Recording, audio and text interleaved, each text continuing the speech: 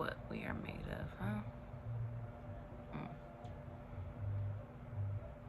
2021 has definitely been a year. It has been a year for sure. Like, I can't honestly track back all the way. Like, man, honestly, if I can go all the way back to 17, which was now 14 years ago, I can honestly say it has been a year every year since then. And I would say for me, things finally started to take a turn, I guess, for the better. Uh, I want to say sometime like starting around like 2010, leading up into 2012. And I say that because like there was like some traumatic things that transpired in 2010, but I think I my understanding was changing. Like, I think what I was exposed to was starting to change. I think my desires were starting to change. Before I even turned 17, I had my life mapped out. I knew exactly what I wanted to do. I knew exactly what I wanted to pursue. I knew how I wanted to help people. I knew everything that I wanted to do, essentially. Like, I literally had everything planned out. I was like, all right, I'm gonna go to college at 18. I'm gonna be done at 22. I'm gonna do my master's program for the next 2 years, be done at 24, and then I'm gonna do my PhD and I'll be done by 28. I was like, I'll have my first kid. I was like, I'll get married at 28. I'll have my first kid at 28, or get pregnant at 28 or whatever, because I wanted to have kids before 30.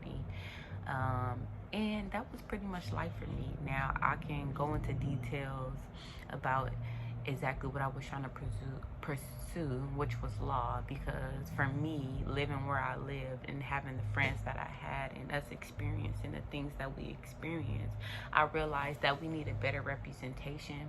I feel like we needed more people advocating for us on our behalf, and to stop, like, being incarcerated at these astronomical rates, right? So these are all the things that I had already noticed as a young child. Like, I was already privy to it. My dad's incarcerated my entire life. Like, I never had the luxury of meeting my dad. So there were just a lot of different things that I already peeped. Then I was just like, it's not gonna go for me. And I remember I had wanted boys. I was slightly ignorant because I was just like, oh, I'm gonna have my sons or whatever, and I wish somebody would try to put them on, because I'm gonna put not only them off, but I'm gonna put the boys who put them on off. And I remember I used to say all these like crazy things. This was me in middle school, y'all. So like, I really already had everything mapped out. I was highly intelligent. Really downplayed it a lot because my surroundings didn't promote it. My surroundings wasn't promoting education or intelligence. It was promoting game banging, sex, parties, drugs, drinking, smoking, all that type of stuff, right? So I just feel like, what advantage do we have in the hood? You know what I'm saying? Like, what help do we have? What anything do we have? You know what I mean?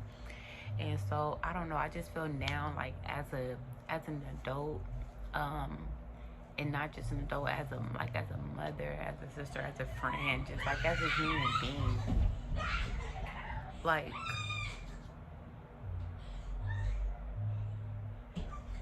you know what hope do we have? That's my nephew. But I don't know, I just really wanted to start, like, I think I'm more open to doing like a podcast, just so I can just have candid conversations and like just really talk about some stuff that bothers me more so than anything. And like, coming on here is cool and all, and I definitely don't mind showing my face, anything like that. But I just recognize that I have more to say, more to speak, you know, whatever. But this is going to be the beginning of just that. This is going to be the beginning of that journey, like, of my saved life, of what that looked like for me, just my life in general, just growing up. Because I mean, at this point, I've always liked documenting things. Like, had a journal, I wrote in things, I did it. I've always been considered weird. Um, yeah, just a lot of different stuff growing up. There's the weird girl, there's my Keisha, you know, this and that, etc., yada yada, right? But one thing I've always knew was I was different, and I was cool with that. I didn't always know how to navigate it, but I was cool with being different. But at the same time, you know, I was just a square with hood tendencies because, hey, that's where I'm at. Like, I'm still growing up seeing the same thing that y'all seeing, but at the same time, I was just sheltered in a different way. So it's just like how I navigated life was from two perspectives, and it really helped me to be the person that I am today. Can I say sometimes my hood tendencies took over? Absolutely. And like, I don't want to make the two distinguishments that, you know, like being hood or being square, like, are two totally separate entities, and that they can't be synonymous, because they absolutely positively can. So I don't know whether or not this video was to do anything, but I'm just here to take y'all on this journey of like my saved life, and not just the past, but as I continue. I broke my real nail, so this can be fixed.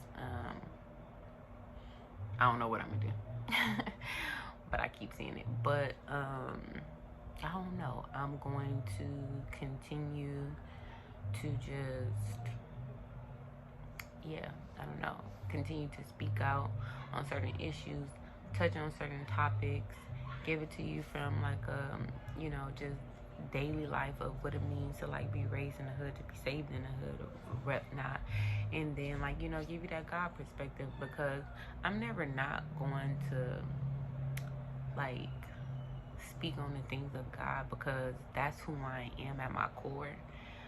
Even if I never understood it, it's just naturally who I am. Oh gosh, look at my, y'all.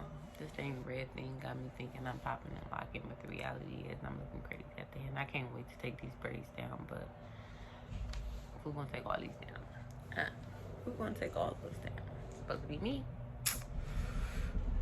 We shall see, but anyhow, I just wanted to jump on here real quick and let y'all know that I am getting ready to just talk about what it means to quote unquote be hood and saved and like following God, but when you still live around people who still believe in a certain lifestyle that you no longer believe in.